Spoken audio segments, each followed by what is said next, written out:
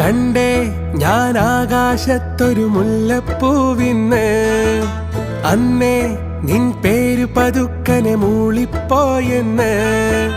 പെണ്ണെ നിന്നുള്ളിലിരിപ്പിവനെങ്ങനറിഞ്ഞെന്ന്, പിന്നെ ചെറുമുന്തിരി പോലവൾ ചോന്നു തൊടുത്തന്ന്.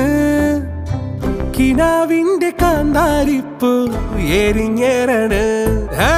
കണ്ടേ ഞാൻ ആകാശത്തൊരു മുല്ലപ്പൂവിന്ന്, അന്നേ നിൻ പേര് പതുക്കനെ മൂളിപ്പോയെന്ന്.